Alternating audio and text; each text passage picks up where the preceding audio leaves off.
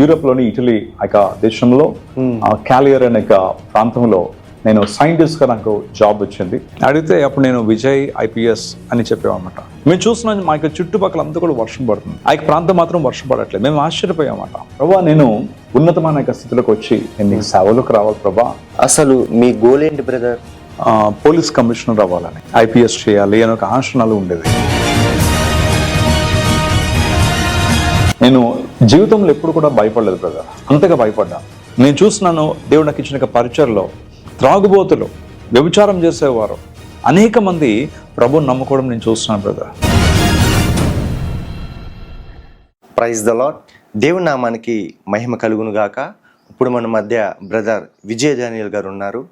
European కంట్రీలో సైంటిస్ట్గా పనిచేస్తూ, అంటే శాస్త్రవేత్తగా పనిచేస్తూ, దేవుని పిలుపుకు లోబడి సమస్తాన్ని విడిచిపెట్టి ఇప్పుడు సేవ చేస్తున్న ఈ బ్రదర్ సాక్ష్యం తప్పకుండా మొదటి నుంచి చివరి వరకు చూడండి. అలాగే అనేక మందికి ఈ వీడియో షేర్ చేయమని కోరుచున్నాను. ప్రైజ్ లార్డ్ అండి. దేవుని నామానికి మహిమ కలుగును గాక. ఈ అవకాశం ఇచ్చిన దేవునికి నేను హృదయపూర్వకంగా నేను వందనాలు చెల్లిస్తున్నాను. అలాగే మన మధ్య ఉన్న బ్రదర్ జోషి గారికి కూడా నేను వందనాలు చెల్లిస్తున్నాను. వందనాలు బ్రదర్. Praise lord brother. మిమ్మల్ని కలవడం కూడా నాకు చాలా సంతోషం. Praise lord. నా పేరు విజయ్ డానియల్. మా యొక్క తండ్రి ఆయన డాక్టర్ భాస్కర్ రావు గారు, అలాగే మా మదర్ అలాగే లిల్లీ భాస్కర్ రావు గారు, ఆమె నర్సింగ్ సూపరింటెండెంట్ గా పనిచేశారు. నా యొక్క చిన్న వయసులోనే నా యొక్క తండ్రి ఒక అన్య కుటుంబంలో ఆయన జన్మించి అన్య కుటుంబంలో ఆయన పెరిగారు. ఆయనకి యేసు ప్రభు అంటే ఆయనకు అసలు తెలియదు. ఆయనకి యేసు ప్రభు గురించి ఆయన ఎప్పుడు వినలేదు. తర్వాత ఆయన రాను రాను యేసు క్రీస్తు అనగా క్రైస్తత్వం అన్నా సరే ఆయనకి ఇష్టం లేదు అసలు. అటువంటి పరిస్థితుల్లో నేను పుట్టిన తర్వాత ఒక రోజున నాకు జ్వరం వచ్చింది. మా యొక్క తండ్రి ఆయన మామూలు జ్వరం అనుకుని ఆయన ఒక పిల్లల డాక్టర్గా పనిచేస్తారు. మామూలు జ్వరం అని అనుకుని ఆయన కొన్ని మందులు వాడారు, కానీ అది తగ్గట్లేదు. తగ్గపోతే ఇంకా కొన్ని ఫర్దర్ టెస్టులు అని చేశారు. ఆ యొక్క టెస్టులు చేసిన తర్వాత అన్ని నార్మల్గా ఉన్నాయి, కానీ ఫీవర్ మాత్రం తగ్గట్లేదు. ఆయన కొన్ని సింటమ్స్ చూసారన్నమాట. ఇంకా కొన్ని ఫర్దర్గా టెస్టులు చేశారు. ఆయన పరీక్షలు చేసిన తర్వాత అన్ని కూడా నార్మల్గా ఉన్నాయి, కానీ ఫీవర్ మాత్రం తగ్గట్లేదు. అప్పుడు ఇంకా కొన్ని ఫర్దర్ టెస్టులు చేసిన తర్వాత ఆయనకి డౌట్ వచ్చి కొన్ని పరీక్షలు చేశారు. చేసిన తర్వాత నాకు వచ్చిన జబ్బు పేరు acute leukaemia, blood cancer. So నాకు వచ్చింది బ్లడ్ క్యాన్సర్. ఆ యొక్క పరిస్థితిలో మా డాడీకి ఏం చేయాలో అర్థం కాలేదు. ఆయన ఒక పిల్లల డాక్టర్ గారు కాబట్టి ఆయనకి నా పరిస్థితి ఏంటో తెలుసు, నా కండిషన్ ఏంటో తెలుసు ఆయనకి. అటువంటి సమయంలో మా మమ్మీ డాడీ ఇద్దరు కలిసి వాళ్ళు ఏడుస్తున్నారు. వాళ్ళకి ఏం చేయాలో వాళ్ళకి అర్థం కాలేదు.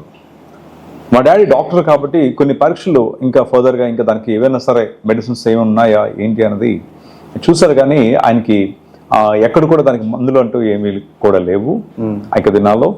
సో అప్పుడు మా తండ్రి ఆయన ఒక అన్యుడు కాబట్టి ఆయన కొన్ని పూజలు చేయడం, తర్వాత కొన్ని ప్రార్థనలు చేయడం, కానీ ఏది కూడా నాకు తగ్గట్లేదు. అయితే నా యొక్క కండిషన్ ఇంకా విషమంగా అయిపోతుంది, చాలా వర్స్ట్ కండిషన్లోకి వెళ్ళిపోతున్నాను. అప్పటికే నాకు లివర్, స్ప్లీన్, హార్ట్ ఇవన్నీ కూడా ఎన్లార్జ్ అయిపోయి అప్పటికే నా బాడీ అంతా కూడా స్వెల్లింగ్ వస్తుంది. డాక్టర్స్ నాకు 3 days టైం ఇచ్చారు నాకు. మా డాడీ తనకు టీమ్ డాక్టర్స్ అందరూ కలిసి నన్ను పరీక్షలు చేసిన తర్వాత కొన్ని 3 రోజులు మాత్రమే నేను బ్రతుకుంటానని డాక్టర్స్ చెప్పారు. సో అటువంటి పరిస్థితుల్లో మా మదర్ మా ఫాదర్ ఇద్దరు కలిసి వాళ్ళకి ఏం చేయాలో అర్థం కాక వాళ్ళు ఏడుస్తుండగా, మా మదర్ ఆమె క్రైస్తవురాలు ఆమె. అయితే మా మదర్ దగ్గర బుక్ ఉంది, బైబిల్ ఉంది. ఆ బైబిల్ డాడీ హైందూ సంబంధించిన వ్యక్తి, మమ్మీ యేసుక్రీస్తు ప్రభువును నమ్ముకున్నారు అప్పటికే. అయితే మా మదర్ దగ్గర బైబిల్ ఉంటే ఆ బైబిల్ మా డాడీకి ఇస్తూ ఏమన్నారంటే, యేసుక్రీస్తు ప్రభు తప్పకుండా మనం బాబుని బతికించగలడు, మీరు ప్రార్థన చేయండి, తప్పకుండా మన బాబుని బతికిస్తాడు అని అంటే మా డాడీ ఆశ్చర్యపోయారు. యేసుక్రీస్తు ప్రభు బ్రతికించడం ఏంటి అని. అయితే దేవుడు మాట్లాడతాడు అని మా మదర్ మా డాడీతో చెప్పారు. దేవుడు ఎలా మాట్లాడతాడు అని మా యొక్క డాడీ క్వశ్చన్ చేసిన తర్వాత మా మదర్ ఆమె దగ్గర ఉన్న బైబిల్ మా డాడీకి ఇచ్చి, బైబిల్ ద్వారా దేవుడు మాట్లాడతాడండి అని అన్న తర్వాత మా డాడీ ఎందుకో బైబిల్ ఓపెన్ చేశారు. ఓపెన్ చేయగానే విలాప వాక్యాలు 2:19 ఆ యొక్క వాక్యము చాలా స్పష్టంగా మా డాడీకి కనబడుతుంది. ఆ యొక్క వాక్యంలో ఏముందంటే, రేయి మొదటి చామున నువ్వు లేచి నీ పసిపిల్లల ప్రాణం గురించి అని నీళ్లు కుమ్మరించినట్టు కానీ హృదయం నా సన్నిధిలో కుమ్మరించావు. ఆ యొక్క మాట ఎప్పుడైతే చదువుతున్నారో అది మా యొక్క తండ్రిని ఆకర్షించింది. ఓకే. మా డాడీ ఎడవడం మొదలు పెట్టారు. నేను ఆయన అప్పటి వరకు యేసు ప్రభుని నమ్ముకున్న వ్యక్తి అప్పుడు మొట్టమొదటిసారిగా ఆయన ఏడుస్తూ మోకరించి, ప్రభువా నువ్వు నిజమైన దేవుడని ఒప్పుకుంటున్నాను, నీ చిత్తం అయితే నా కొడుకుని బ్రతికించు, నా కొడుకుతో నీకు ఏదైనా పని ఉంటే నా కొడుకుని బ్రతికించు. డాక్టర్స్కి మేము అన్ని ప్రయత్నాలు చేస్తాం, కానీ మా మమ్మీ డాడీ ఇద్దరు కలిసి వాళ్ళు ఏడుస్తూ ప్రార్థన చేస్తున్నారు. అలాగా కొన్ని నాకు అప్పటికే డాక్టర్స్ 1 day టైం ఇచ్చారు నాకు. అంటే నెక్స్ట్ డే మార్నింగ్ 6 ఆ టైం కల్లా చనిపోతాను అని అన్నారు. అప్పటికి నా యొక్క పరిస్థితి చాలా వర్స్ట్గా ఉంది. అప్పటికి నేను కోమాలకు వెళ్ళిపోయాను. నేను హై టెంపరేచర్, నాకు బాడీ టెంపరేచర్ బాగా పెరిగిపోయింది, బాడీ అంతా స్వెల్లింగ్ అయిపోయింది బాగా. అటువంటి పరిస్థితిలో మా పేరెంట్స్ ప్రార్థన చేస్తున్నారు. అలా ప్రార్థన చేస్తుండగా ఇంకా నా కండిషన్ ఇంకా వర్స్ట్ అయిపోతుంది అన్నమాట. ఆ తర్వాత మా యొక్క తండ్రి నన్ను చూసిన తర్వాత ఆయన ఆశ్చర్యపోయారు. ఎందు గురించి అంటే అప్పటికే కోమలో ఉన్న నేను కళ్ళు ఓపెన్ చేసి చూస్తున్నాను. ఆయనకి ఆశ్చర్యం అనిపించింది. వెంటనే జ్వరం చూశారు, జ్వరం తగ్గింది. ఆయనకి ఇంకా యేసు ప్రభు మీద విశ్వాసం వచ్చి ఆ యొక్క నమ్మకంతో ఆయన ప్రార్థన చేస్తున్నారు. మా పేరెంట్స్ ఇద్దరు కలిసి ప్రార్థన చేస్తున్నారు. ఆ తర్వాత వారం రోజులు అయింది. 1 week అయిన తర్వాత వాళ్ళు ఈ 1 week కూడా మా పేరెంట్స్ ఇద్దరు వాళ్ళు ఆఫీస్ కూడా వెళ్ళడానికి అవ్వలేదు. వాళ్ళు ప్రార్థన చేస్తూనే ఉన్నారు, ఇంటి దగ్గర ఉన్నారు, వాళ్ళు నన్ను కనిపెడుతూ ఉన్నారు. వాళ్ళు ఆఫ్టర్ 1 week మరలా నన్ను కేజీహెచ్కి పట్టుకువెళ్ళారు. పట్టుకు వెళ్ళిన తర్వాత మరలా కొన్ని పరీక్షలు చేశారు. రిపోర్ట్స్ వచ్చాయి. ఆ రిపోర్ట్స్ అన్ని కూడా ముంబైలోని టాటా క్యాన్సర్ హాస్పిటల్ ఉంది, అక్కడికి వాళ్ళు పంపించారు. ఫస్ట్ వాళ్ళే డయాగ్నోస్ చేశారు నాకు క్యాన్సర్ అని. ఆ తర్వాత మళ్ళా సెకండ్ టైం రిపోర్ట్స్ వచ్చిన తర్వాత ఆ యొక్క రిపోర్ట్స్ అన్ని కూడా మళ్ళా ముంబై పంపించారు. పంపించిన తర్వాత ఆ యొక్క రిపోర్ట్స్ లో నాకు క్యాన్సర్ లేదు అని డాక్టర్స్ చెప్పారు. సో ఈ విధంగా మా యొక్క తండ్రి యేసుక్రీస్తు ప్రభువుని తన యొక్క సొంత రక్షకుడిగా అంగీకరించడం జరిగింది. Amen. Amen. Praise the Lord. Praise the Lord. ఆ తర్వాత మా యొక్క పేరెంట్స్ మమ్మల్ని దేవునిలో పెంచడం, ఆ తర్వాత దేవుని యందు భయభక్తులు పెంచడం, అలాగే సంఘానికి వెళ్ళడం ప్రతి ఆదివారం కూడా ఇలాగ మేము చేస్తుండేవారం. ఇంకా సంపూర్ణంగా మీరు క్యూర్ అయిపోయాను నేను. ఆ తర్వాత నేను ఎదుగుతుండగా నేను యవ్వన వయసులోకి 12 yearsకి ఆ టైంకి వచ్చేటప్పటికి మేము కుటుంబ ఆరాధన చేస్తున్నాం. మేము చేస్తుండగా మేము ఆరాధనలు ఉన్నప్పుడు ఆ రోజు నేను ప్రార్థన చేస్తుండగా దేవునికి ఆత్మ మొట్టమొదటిసారిగా బలముగా నా మీద రావడం జరిగింది. ఆ తర్వాత ఎప్పుడైతే దేవునికి ఆత్మ నా మీద ఆయన పరిశుద్ధాత్మ. మీ ఏజ్ ఎంత బ్రదర్? 12 సంవత్సరాలు. 12 సంవత్సరాలకి దేవుని ఆత్మ మీరు పొందుకున్నాను నేను. ఆ తర్వాత మొట్టమొదటిసారిగా నేను ప్రవచనం, నాకు తెలియదు అంతవరకు కూడా, నా అనుభవం ఏంటో నాకు తెలియదు. అయితే నేను ప్రవచించడం మొదలు పెట్టాను 12 yearsకి ఫ్యామిలీ ప్రేయర్లోనే. ఆ తర్వాత మొట్టమొదటిసారిగా మేము ఆ యొక్క దినాల్లో వెళ్తున్న యొక్క సంఘము హెబ్రోన్ చర్చ్, ఇక్కడ వైజాగ్ ఉంటుంది. పాస్టర్ EM జార్జ్ రాజ్ గారు అప్పుడు. సో ఆ యొక్క సంఘానికి మేము వెళుతుండే వాళ్ళమి, మమ్మల్ని ఆత్మీయంగా నడిపించిన వ్యక్తి ఆయన. సో అక్కడ నేను మొట్టమొదటిసారిగా నేను ఒక వాక్యం కూడా చెప్పడం జరిగింది. దేవుడు ఆ యొక్క అవకాశం దేవుడు నాకు ఇచ్చాడు. ఆయన నాలో సేవ చేయాలని ఒక ఆశ మా ఇంటి మేడ మీద ఉండి నేను ప్రార్థన చేసుకుంటున్నాను. నేను ప్రార్థన చేసుకుంటున్నప్పుడు అప్పుడు నేను నాకు ఆశ, బలమైన ఆశ, దేవుని సేవ చేయాలి అని. నేను గాడ్ని అడుగుతున్నాను, దేవా నువ్వు నేను సేవకుని పిలిచావు కదా, నాకు ఒక్కసారి కన్ఫర్మ్ చేయి, నేను నీకు సేవకు రావాలా వద్దా, ఎలాగా ఇటని. అయితే నేను గాడ్ని అడిగింది ఏంటంటే, ఈరోజు ఫ్యామిలీ ప్రేయర్లో నీ వాక్యంతో నాతో కన్ఫర్మ్ చేయి, మాట్లాడు అని. అయితే ఆ రోజు ఫ్యామిలీ ప్రేయర్లో మేమందరూ కూడా కూర్చున్నాము. ఫ్యామిలీ ప్రేయర్ అంతా అవుతుంది. ఆ రోజు బైబిల్ రీడింగ్ చేయాలి, నేనే బైబిల్ చదవాలి. అయితే నేను చదువుతున్నాను. మాకు రెగ్యులర్గా ఎవ్రీడే మేము బైబిల్ చదువుతున్నాము. అయితే ఆ రోజు ఆ యొక్క టర్న్ ఆ రోజు ఏంటంటే ప్రకటన గ్రంథము 10వ అధ్యాయం 10th చాప్టర్ నేను చదువుతుండగా అందులో 11 verses ఉంటాయి. నేను చదువుతున్నాగా నాకు ఎక్కడ కూడా దేవుడు నాతో మాట్లాడుతున్నట్టు అనిపించలేదు. లాస్ట్కి వచ్చేసాను 11th verseకి వచ్చేటప్పటికి ఎంత అంటే దేవుడు చాలా సూటిగా నాతో మాట్లాడుతున్నట్టు అనమాట. 11th verse నేను చదువుతుండగా దేవుడు నాతోనే మాట్లాడుతున్నట్టుగా అనిపించింది అనమాట. ఎలాగంటే అందులో ఉంటుంది 11th verseలో, you must prophesy again about many peoples, nations, languages and kings. ఎప్పుడైతే ఈ మాట ఆ యొక్క యూ మస్ట్ ప్రొఫెసై అనేక మాట ఎప్పుడైతే దేవుడు నాతో మాట్లాడారో, ఎప్పుడైతే ఆ యొక్క మాట నాతో మాట్లాడినప్పుడు దట్ స్ట్రక్ మై హార్ట్. అది నాకు అర్థమైపోయింది దేవుడు నాతో మాట్లాడుతున్నారని.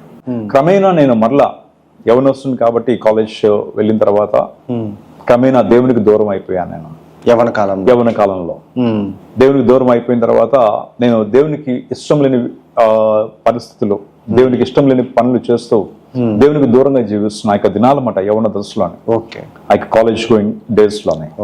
ఆ యొక్క పరిస్థితి, ఆ యొక్క సమయంలో దేవుడు అనేక సార్లు దేవుడు తన యొక్క సేవకులను పంపించి నాతో మాట్లాడడం, వాక్యం ద్వారా నాతో మాట్లాడడం. ఆయన యూస్ టు వార్న్ మీ, ఆయనకు వార్న్ చేస్తుండేవారు ఆయన. అయినా సరే నేను పెద్దగా పట్టించుకునేవాడిని కాదు. నేను ఇష్టానుసారంగా లోకానుసారంగా నేను తిరుగుతున్నాను. తిరుగుతున్న యొక్క దినాల్లోని అప్పటికి నాకు 17 years ఆ టైం అన్నమాట. ఆ తర్వాత నేను ఒక రోజున నేను మా డాడీ క్లినిక్, ఇక్కడ జగదాంబ జంక్షన్ దగ్గర ఆయన క్లినిక్ ఉంది. నేను మా డాడీ క్లినిక్ వెళ్తున్నాను. నేను బైక్ మీద వెళ్తుండగా నాకు ఇక్కడ జగదాంబ జంక్షన్ దగ్గరలోని అక్కడ నాకు ఒక యాక్సిడెంట్ అయింది. ఆ యాక్సిడెంట్ లో ఏమైందంటే, నేను బైక్ మీద వెళ్తుండగా నేను ఆ యాక్సిడెంట్ లో కింద పడిపోయిన తర్వాత అప్పటికి మా ఫాదర్ అక్కడ లేరు. ఆయన నా గురించి వెయిట్ చేస్తున్నారు. ఆయన వెయిట్ చేస్తున్నా కానీ ఇంకా వెళ్ళలేదు. నేను రాకపోయేటప్పటికి మా డాడీ ఆయన నన్ను వెతుక్కుంటూ ఇంకా రాలేదు ఏంటని చెప్పేసి అని ఆయన అలాగే నెమ్మదిగా ముందుకు వచ్చేటప్పటికి అక్కడ నా బైక్ పడిపోయి ఉందన్నమాట. అక్కడ ఆ యొక్క బైక్ చాలా భయంకరంగా ఉందన్నమాట, ఆ యొక్క బైక్ కూడా. సో వెంటనే నన్ను 108 లో కొంతమంది వ్యక్తులను తీసుకువెళ్ళిపోయారు హాస్పిటల్కి. అయితే హాస్పిటల్లో నన్ను పెట్టిన తర్వాత డాక్టర్స్ ఇమీడియట్ గా నాకు చూసిన తర్వాత నాకు స్కాన్ చేశారు బ్రెయిన్. ఆ యొక్క బ్రెయిన్ స్కాన్ చేసిన తర్వాత లెఫ్ట్ సైడ్ బ్రెయిన్ లోపల నాకు 2 వెజల్స్ కట్ అయిపోయాయి. Head injury. నాకు బయట ఎక్కడ కూడా ఒక్క ఇంజరీ కూడా నాకు అవ్వలేదు. ఈ లెఫ్ట్ ఇయర్ మాత్రమే ఇక్కడ ఈ లెఫ్ట్ ఇయర్ కట్ అయిపోయింది. ఇది హ్యాంగ్ అయ్యింది అనమాట. ఈ లెఫ్ట్ ఇయర్ ఈ పార్ట్ మాత్రం హ్యాంగ్ అయింది. ఇంకెక్కడెక్కడ ఇంజరీస్ నాకు లేవు. అప్పుడు హెల్మెట్ లేదండి? హెల్మెట్ లేదు అప్పుడు. అయితే అప్పుడు వెంటనే నాకు స్కాన్ చేసిన తర్వాత బ్రెయిన్ స్కాన్ చేస్తారు, అన్ని చేసిన తర్వాత అందులో 2 వెజల్స్ కట్ అయిపోవడం. ఆ యొక్క వెజల్స్ కట్ అయిపోయి బ్లడ్ లోపల బ్లీడింగ్ అవుతుందన్నమాట. వెంటనే మా ఫాదర్ రావడం అక్కడికి జరిగింది. వెంటనే పరిస్థితులు చూసిన తర్వాత నన్ను KH లోని ICUలో పెట్టారు. డాక్టర్స్ ఇంకా మా డాడీ తాలూకా ఫ్రెండ్స్ కొంతమంది ఉన్నారు అక్కడ. వాళ్ళందరూ చూసి ఏమున్నారంటే, ఇక 3 days అబ్జర్వేషన్ లో పెట్టాలి. 3 days అబ్జర్వేషన్ తర్వాత గానీ ఏమీ చెప్పలేము. ఎందు గురించి అంటే నేను అప్పటికి అన్కాన్షియస్ ఉన్నాను నేను.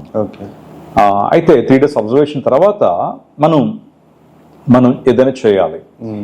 ఆ రాత్రే నాకు 3 పెద్ద వాంతులు కూడా అయిపోయాయి. అది ఒక సిమ్టమ్ మాట. అది అంటే చనిపోయే ముందు అదొక సిమ్టమ్ మాట. అది హెడ్ ఇంజరీ పేషెంట్ కి. సో వాంతులు కూడా అయిపోయాయి. ఇంకా మా డాడీకి అర్థమైపోయింది నేను చనిపోతాను అని వాళ్ళకి అర్థమైపోయింది. అయితే మా డాడీ ఇంకా కొంతమంది మా యొక్క ఫ్యామిలీ మెంబర్స్ నన్ను ఎలాగ బరియల్ చేయాలి ఇవన్నీ కూడా వాళ్ళు డిస్కస్ చేసుకుంటున్నమాట. సమాధి కార్యక్రమాల గురించి కూడా వాళ్ళు మాట్లాడుకుంటున్నారు. అటువంటి పరిస్థితి మాట. అయితే మా యొక్క పాస్టర్ గారు ఇంకా కొంతమంది సేవకులు వారు ఆ రాత్రి అక్కడ రావడం జరిగింది. ఆ రాత్రి ప్రార్థన చేశారు. ఆ రాత్రి సేవకులు చాలా మంది వచ్చారు, ప్రార్థన చేశారు. ఆ యొక్క 3 days లో కూడా చాలా మంది సేవకులు రావడం జరిగింది. మా పాస్టర్ గారు ఎంఏ పాల్ గారు ఆయన వచ్చి రాత్రి ప్రార్థన చేస్తారు. ఆయనకు ఒక దర్శనం కనబడుతుందన్నమాట. ఆ యొక్క దర్శనంలో ఏంటంటే, సాతాను ఎలాగైనా సరే నన్ను ఆ రోజున నన్ను నాశనం చేయాలి. సో ఎప్పుడైతే ఈ యొక్క డాక్టర్స్ నాకు 3 days టైం ఇచ్చిన తర్వాత నన్ను ఆఫ్టర్ 3 days మరలా చూద్దామన్నారు. అప్పటికి బ్రతుకుంటే స్కల్ ఓపెన్ చేయాలి. స్కల్ ఓపెన్ చేసి 3 major ఆపరేషన్స్ చేయాలన్నారు. అప్పటికి చెప్పలేము 3 major ఆపరేషన్స్ అవుతాయి, బ్రతుకుతాడో లేదు కూడా చెప్పలేము అన్నారు డాక్టర్స్. అయితే ఈ పరిస్థితుల్లో కేవలం వాళ్ళని అబ్జర్వేషన్లో పెట్టారు. చాలా మంది వచ్చారు, మాట్లాడుతున్నారు, ప్రార్థనలు చేస్తున్నారు, అన్నీ చేస్తున్నారు. కానీ నాకు శరీరంలో ఒక చేంజ్ నేను గమనిస్తున్నాను ఆ టైంలోనే. ఏంటని ఆలోచిస్తే కొంతసేపటికి అది ఏ టైం అని నాకు తెలియదు, ఏ రోజు అన్నది కూడా నాకు తెలియదు. కొంతసేపటికి నా యొక్క స్పిరిట్ నా యొక్క శరీరంలోంచి బయటకు రావడం చూస్తున్నాను. బయటకు వస్తుండగా కొంత ఎత్తు నుంచి కిందకు చూస్తున్నాను. నాకు అర్థం కావట్లేదు ఏం జరుగుతున్నా అన్నది. నేను చాలా మంది ఆ యొక్క మంచం చుట్టూ కూడా చాలా మంది నిలబడి ఉన్నారు. ఒక సేవకులను మాత్రం చూస్తున్నాను చాలా స్పష్టంగా. ఒక సేవకులు నాకు డెడ్ బాడీ చూస్తున్నాను. అది హాస్పిటల్ అని కూడా నాకు తెలియదు. అది నేను మంచం మీద పడుకున్నాను. ఎప్పుడైతే నేను చూస్తున్నానో నేను జీవితంలో ఎప్పుడు కూడా భయపడలేదు బ్రదర్, అంతగా భయపడ్డాను. ఎందు గురించి అంటే మొట్టమొదటిసారిగా ఇక పరిస్థితి చూసినప్పుడు నాకు అనిపించింది నేను నిత్య నరకానికి వెళ్తాను. ఎందు గురించి అంటే అప్పటి వరకు ఇక క్రైస్తవ భక్తిలో మనకు తెలుసు దీని వాక్యము, పాపం వల్ల వచ్చే జీతము మరణం అని. ఒక వ్యక్తి పాపంలో చనిపోతే ఆ వ్యక్తి నిత్య నరకానికి వెళ్తాడని. ఆ దినాల్లో నేను యవ్వన వయసులో ఉన్నప్పుడు నేను దేవునికి దూరంగా జీవిస్తున్నాను, నేను పాపంలో జీవిస్తున్నాను. ఆ దినాన్ని ఎప్పుడైతే నేను చనిపోయానో నాకు అర్థమైపోయింది నేను నరకానికి వెళ్ళిపోతాను అని, నేను నిత్య నరకానికి వెళ్తాను నాకు అర్థమైంది. అప్పుడు జీవితంలో ఎప్పుడు కూడా భయపడలేదు, అంతగా భయపడ్డాను.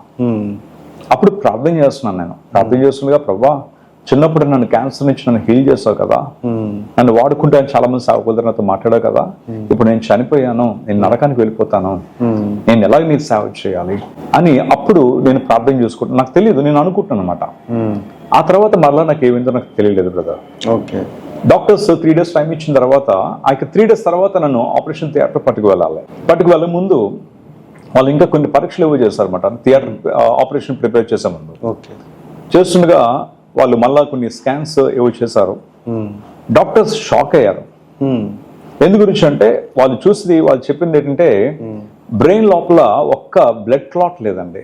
అప్పటికి బ్రెయిన్ అంతా కూడా ఫుల్ క్లాట్స్ మాట, బ్లీడింగ్ అయిపోయి క్లాట్ అయిపోయింది బ్లడ్ అంతా కూడాను.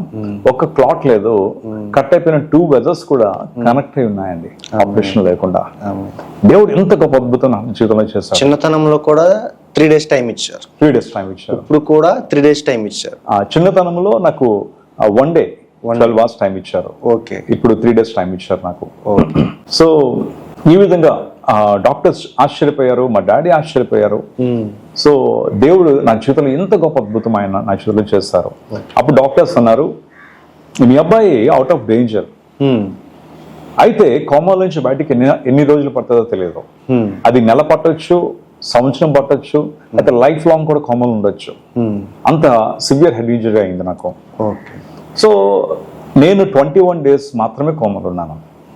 అనేక మంది ప్రార్థనలు, మా యొక్క సంఘ ప్రార్థన, సేవకుల యొక్క ప్రార్థనలు, దేవుని యొక్క మహాకృప ముఖ్యంగా. సో నేను 21 days మాత్రమే కోమలు ఉన్నాను. ఆ తర్వాత నేను ఇంటికి వచ్చేసాను. దేవుడు నన్ను ఎంతగా స్వస్థపరిచాడంటే బ్రదర్, నాకు అసలు యాక్సిడెంట్ అవ్వలేనట్టుగానే ఉన్నాను నేను. అంతగా దేవుడు ఒక్క ఇంజరీ కూడా నాకు లేకుండా దేవుడు నా చేతిలో అద్భుతం చేశాడు. ఆ యొక్క తర్వాత నా యొక్క స్టడీస్ నేను కంప్లీట్ చేసుకున్నాను. ఫర్దర్ నేను అప్పటికే నేను నా చదువు ముగించుకున్న తర్వాత నేను అప్పుడు నాకు ఆ యొక్క సమయంలో నాకు ఒక ఆశ ఉండేది, ఒక గోల్ ఉండేది బ్రదర్, ఒక ఆశ ఉండేది. నేను పోలీస్ కమిషనర్ అవ్వాలని, IPS చేయాలి అని ఒక ఆశ నాలో ఉండేది. ఎందు గురించి అంటే నేను అప్పటి నుంచి నాకు అడ్వెంచర్స్ అంటే చాలా ఇష్టం. నాకు పోలీస్ కమిషనర్ అవ్వాలని ఒక ఆశ నాలో ఉండేది. ఆ తర్వాత నాకు యాక్సిడెంట్ అవడం తర్వాత నేను ఫర్దర్గా నేను చేయలేకపోయాను. అయితే ఈవెన్ ఎంత ప్యాషన్ అంటే నాకు నేను హాస్పిటల్ అడ్మిట్ అయినప్పుడు అన్కాన్షియస్ ఉండేవాడిని, సెమీ కాన్షియస్. అప్పుడు డాక్టర్స్ నన్ను పిలిచి నా పేరు అడిగేవారు అనమాట. అడిగితే అప్పుడు నేను విజయ్ IPS అని చెప్పేవాన్నమాట. అంటే సెమీ కాన్షియస్లో కూడా, అంటే అంత ఆశ అన్నమాట నాకు. మా డాడీ ఎప్పుడు ఒక మాట చెప్తుండేవారు, నువ్వు సేవకు వెళ్ళు, దేవుడిని సేవకు పిలుస్తున్నారు, అయితే నువ్వు ఒక ఉన్నతమైన స్థితిలో ఉండి అప్పుడు నువ్వు పరిచయకు వచ్చేది వేరే. ఈ లోపల దేవుడు నేను పిలిస్తే తప్పకుండా నువ్వు చదువు మానేస్తేనే పరిచయలోకి వెళ్ళిపో. దేవుడు నేను పిలిస్తే అంతవరకు కూడా వెయిట్ ఆన్ గాడ్, నువ్వు దేవుని సన్నిధిలో కనిపెట్టు, ప్రార్థించాయి, దేవుడు నేను పిలుస్తాడు అని మా డాడీ నాకు గైడ్ చేయడం జరిగింది. అప్పుడు ఆ తర్వాత నాకు చదువు ముగించుకున్నాను. చదువు అంతా అయిపోయిన తర్వాత నేను యూరోప్లోని ఇటలీ దేశంలో క్యాలియర్ అనే ప్రాంతంలో నేను సైంటిస్ట్గా నాకు జాబ్ వచ్చింది. సైంటిస్ట్గా, శాస్త్రవేత్తగా అక్కడ ఉద్యోగం చేసుకున్న ఆ సమయంలో అప్పుడే దేవుడు, నేను బయటికి ఎక్కడికి వెళ్ళేవాడిని కాదు అక్కడ. నేను ఆఫీస్ తర్వాత నేను నా ఇంటున్న హౌస్, నేను ఇంటికి వచ్చిన తర్వాత నేను ప్రార్థన చేసుకునేవాడిని, బైబిల్ చదువుతుండేవాడిని.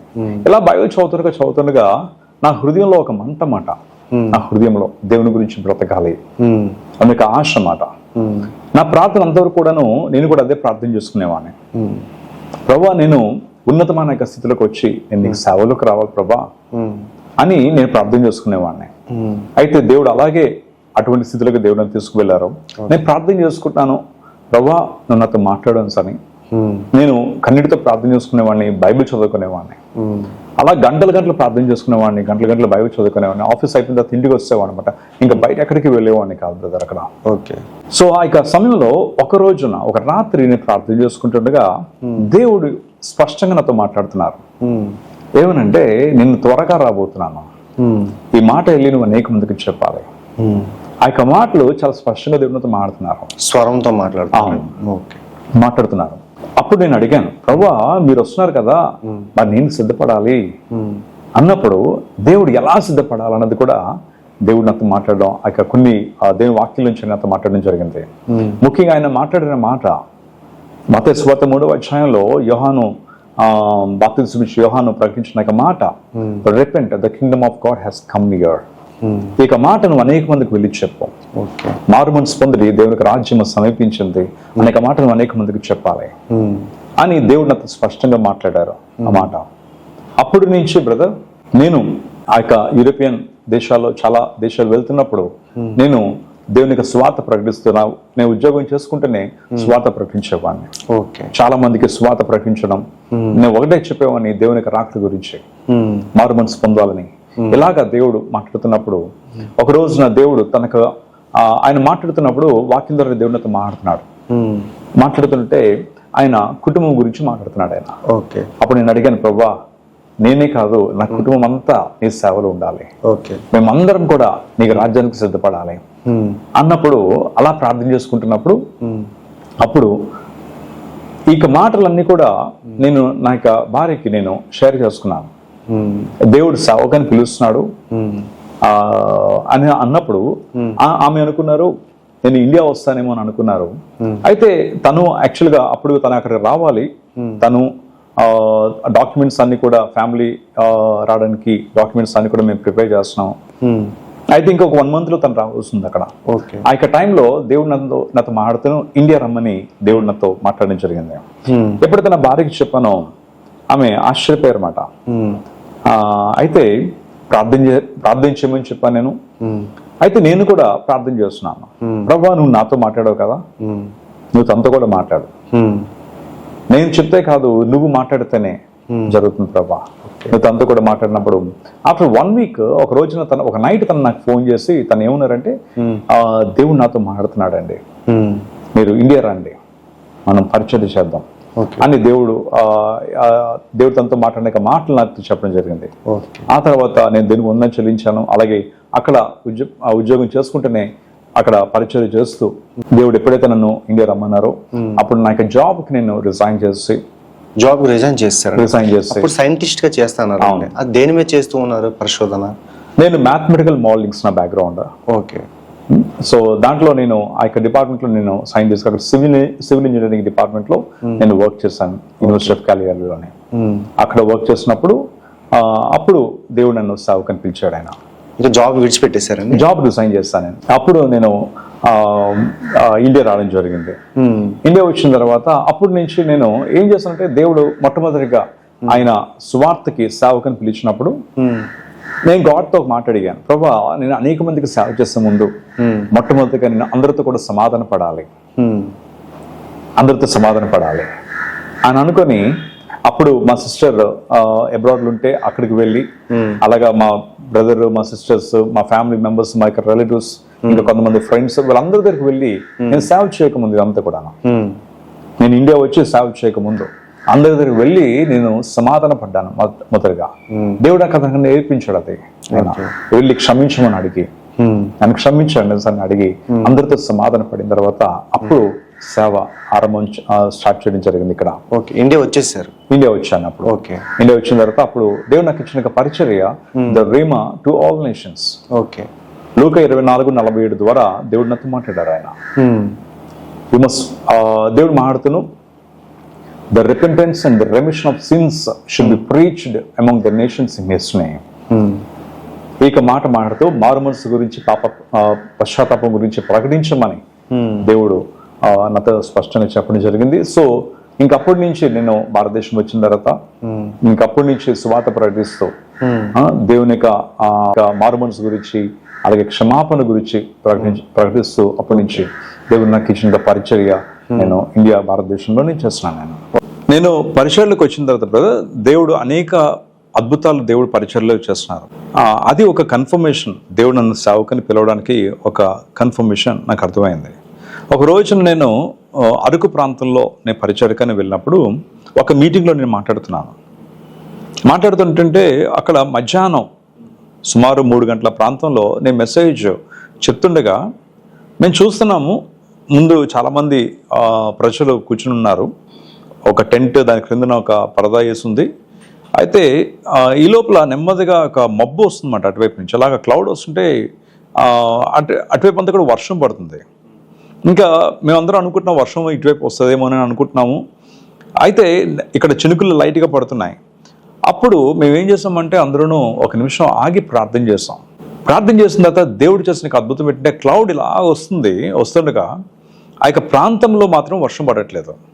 మేము చూస్తున్నాం మా యొక్క చుట్టుపక్కల అంతా కూడా వర్షం పడుతుంది, ఆ యొక్క ప్రాంతం మాత్రం వర్షం పడట్లేదు. మేము ఆశ్చర్యపోయామాట. ఈ అద్భుతం చూసి అదే దినాన 13 మంది యవనస్తులు యేసుక్రీస్తుని రక్షకుడిగా అంగీకరించారు.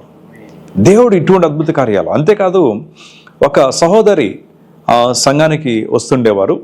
ఆమె ఇక్కడ పని చేస్తున్నారు. ఆమె ఒక రోజున ఆమె చర్చ్కి వచ్చినప్పుడు వాళ్ళు స్కార్ఫ్ కట్టుకొని వచ్చారన్నమాట. ఆమె చర్చ్ అంతా అయిపోయింది, మెసేజ్ అంతా అయిపోయిన తర్వాత వెళ్ళిపోతున్నప్పుడు, అన్న నా గురించి ప్రార్థన చేయండి అని ఏమని అంటే ఆమె ఈ స్కార్ఫ్ ఓపెన్ చేసేటప్పటికి ఈ నెక్ దగ్గర ఇంత గడ్డ ఉంది. నేను ఆశ్చర్యపోయాను. ఆ తర్వాత నేను అడిగాను, ఏంటమ్మా అంటే, అన్న ఇది 3 months నుంచి నాకు ఇక గడ్డ ఉంది, డాక్టర్ దగ్గరికి వెళ్తే ఇది క్యాన్సర్ గడ్డ, దీనికి ఆపరేషన్ చేయాలి, అయితే మీరు ఆపరేషన్కి రెడీ అవ్వండి అని అన్నారు. ఆమె చాలా ఏడ్చారు, చాలా భయపడ్డారు. ఆమె ఎందు గురించి అంటే ఆమె చెప్తున్న సాక్ష్యం ఏంటంటే, ఆమె సాక్ష్యం చెప్తున్నప్పుడు మేము ఆశ్చర్యపోయామట. ఎందు గురించి అంటే ఆమెకు ఇక చెయ్యి అంతా కూడా బాగా పెయిన్ వచ్చేసేదట. ఆమె చదువు కూడా చదవలేకపోయేది. ప్రతి రాత్రి కూడా ఆమె భయపడేవారట, నేను నెక్స్ట్ డే చూస్తానా లేదా, క్యాన్సర్తో నేను చనిపోతానా. ఇటువంటి పరిస్థితుల్లో ఆమె వచ్చిందన్నమాట. వచ్చి అన్న నా గురించి ప్రార్థించేయండి ఇలాగని. ఆ రాత్రి ఆ యొక్క మధ్యాహ్నం చర్చ్ అయిపోయిన తర్వాత మేము ప్రార్థన చేసిన తర్వాత రాత్రి ఆమె వెళ్ళిపోయిన తర్వాత రాత్రి సుమారు 1 o'clock అలాగట ఆ యొక్క గడ్డ దానంతటా అదే పగిలిపోయింది. ఎంత ఆశ్చర్యం అంటే, వచ్చే ఆ నెక్స్ట్ సండే ఆమె వచ్చి ఆ నెక్స్ట్ డే ఇమీడియట్గా నాకు ఫోన్ చేసి చెప్పింది, ఆ ఆదివారం మరలా వచ్చే ఆదివారం ఆమె వచ్చి చూపెడుతుందన్నమాట. ఎంత ప్లెయిన్ అయిపోయిందంటే బ్రదర్, నార్మల్ మాట, ఇంకా ఎటువంటి ఆ యొక్క గడ్డ కూడా ఉన్నట్టుగా ఎటువంటి ఆనవాళ్ళు కూడా లేకుండా దేవుడు అంత అద్భుతం ఆమె జీవితంలో చేస్తారు. ఎందు గురించి అంటే యేసుక్రీస్తు ప్రభు ఆయన నిజమైన దేవుడు, ఆయన అద్భుతాలు చేసే దేవుడు ఆయన. అంతేకాదు, ఆయన హృదయాలు మార్చే దేవుడు. అనేక మంది నేను చూస్తున్నాను దేవుడు నాకు ఇచ్చిన పరిచర్లో త్రాగుబోతులు, వ్యభిచారం చేసేవారు, అనేక మంది ప్రభువుని నమ్ముకోవడం నేను చూస్తున్నాను బ్రదర్. ఇటువంటి గొప్ప కార్యాలు దేవుడు చేస్తున్నాడు. ఈ విధంగా నాకు అర్థమైంది దేవుడు తన సేవకులను పిలిచాడు అని. దేవుడు నన్ను ఎటువంటి స్థలాలు దేవుడు తీసుకెళ్ళాలంటే, చాలా కంట్రీస్కి వెళ్తున్నప్పుడు అనేకమైన భాషలు మాట్లాడుతున్న వారికి నేను సువార్త చేయడం జరిగింది. యేసుక్రీస్తు యొక్క రాకడ గురించి చెప్పడం, తర్వాత కొంతమంది పొలిటీషియన్స్ని కలవడం, ఆ తర్వాత కొంతమంది హైలీ ఎడ్యుకేటెడ్ పీపుల్, చాలామంది ఒక పెద్ద ఉన్నతమైన స్థితిలో ఉన్న వారిని కలవడం, పోలీస్ కమిషనర్స్ ఇలా కొంతమంది కలిసి వారికి దేవుని యొక్క సువార్త, నేను బైబిల్ గిఫ్ట్ ఇవ్వడం, సువార్త ఇచ్చడం, ఒక 2 మాటలు అట్లీస్ట్ జీసస్ లవ్స్ యూ అనే ఒక మాట అన్నీ కూడా చెప్పేవాడిని. సో ఇలాగా దేవుడు నన్ను అనేకమైన స్థలాల్లోని, అంటే దేవుడు ఆ యొక్క వాగ్దానం నా జీవితంలో నెరవేర్చడం నేను చూస్తున్నాను. నేను ఇటు ఫ్యామిలీ తరపున అయితే ఓకే బ్రదర్, ఇటు ఎంట్రన్స్ ఇచ్చారు, మరి ఇటు అత్తగారు మామగారు వైపు ఏమైనా ఒత్తిడి ఏమి రాలేదంటారా? వాళ్ళందరూ కూడా ఆశ్చర్యపోయారు. వాళ్ళకి అర్థం కాలేదు. వాళ్ళు నాతో ఎవరు కూడా డైరెక్ట్ గా మాట్లాడలేదు. కాకపోతే వాళ్ళందరూ కూడా ఒక డైలమాలో ఉన్నారన్నమాట. వాళ్ళందరూ కన్ఫ్యూజన్ ఉన్నారు. వాళ్ళకి అసలు ఏమైంది, అసలు ఎందుకు తన రావడం జరిగింది, ఏంటి అసలు అని. అప్పుడు నేను అనుకున్నాను, ప్రభు నువ్వు నాతో మాట్లాడితే జస్ట్ మేక్ ఎ వే, నువ్వు ఒక ద్వారం ఓపెన్ చేయి, నువ్వు వారితో కూడా మాట్లాడు. దేవుడు అద్భుతంగా వారితో కూడా మాట్లాడడం జరిగింది. ఈ రోజున అనేక ప్రాంతాల్లో దేవుడు నన్ను స్వార్థ తీసుకువెళ్తా ఆయన నన్ను వాడుకుంటున్నారు. ఓకే, ఆ యొక్క ఫలాలు వారు చూస్తున్నారు. ఆ యొక్క జీవిత విధానం అవ్వచ్చు, ఫలాలు అవ్వచ్చు, వారు చూస్తున్నారు. ఆ యొక్క పరిచర్య విధానం అవ్వచ్చు, అంతా కూడా చూసిన తర్వాత వాళ్ళకి అర్థమైంది. అంటే దేవుడు ఎలాగా ఎవరిని ఎప్పుడు పిలుస్తాడో మనకు తెలియదు కదా బ్రదర్. అవును. సో ఎవరికి అర్థం కాలేదు, అసలు నేనే అనుకోలేదు. నేను అలాగ పరిచయలోకి వస్తాను నేనే అసలు అనుకోలేదు. అసలు దేవుళ్ళు అంత డీప్ గా ఎలా వెళ్ళగలిగారండి అసలు? ఓన్లీ వన్ థింగ్ బ్రదర్, దేవునితో సమయం గడిపేవాడిని బ్రదర్.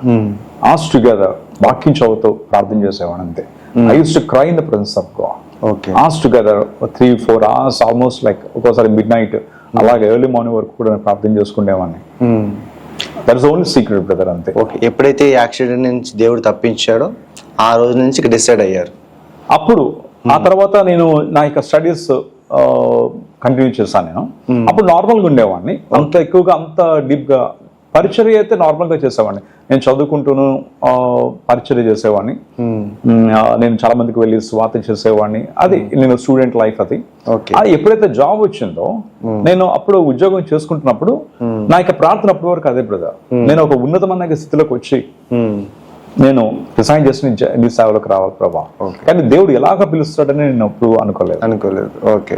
చాలా థ్యాంక్స్ బ్రదర్, మీ సమయాన్ని మాతో పంచుకున్నందుకు.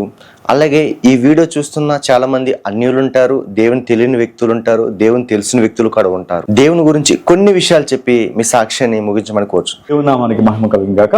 అలాగే ముఖ్యంగా యేసు క్రీస్తు ప్రభు త్వరలో రాబోతున్నారు. ఆయన ఎవరైతే యేసు క్రీస్తునందు విశ్వాసం ఉంచారో వారందరూ కూడా తప్పనిసరిగా నిత్య జీవాన్ని పొందుకుంటారు. అది దేవుని యొక్క వాగ్దానం అది. సో తప్పనిసరిగా మీరందరూ కూడా ప్రభువు నమ్ముకోవాలని, అది నా యొక్క ప్రార్థన.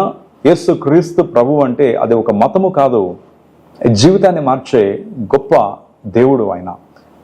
యేసు క్రీస్తు ప్రభు మరణాన్ని జయించి మరల తిరిగి లేచాడు. ఆయన ఒక్కరే సృష్టిలో మరణాన్ని జయించి తిరిగి లేవగలిగింది కనుక ఆయన సజీవుడు. ఆయన మరల తిరిగి రాబోతున్నాడు. మారు మనసు పొంది ప్రభువుని నమ్ముకున్నట్లయితే తప్పనిసరిగా నువ్వు నిత్య జీవం పొందుకుంటావు. ఇది నా యొక్క ప్రార్థన. నేను మీ అందరి గురించి కూడా ప్రార్థన చేస్తున్నాను, నా గురించి కూడా ప్రార్థన చేయాల్సిందని కోరుతున్నాను. Praise the lord.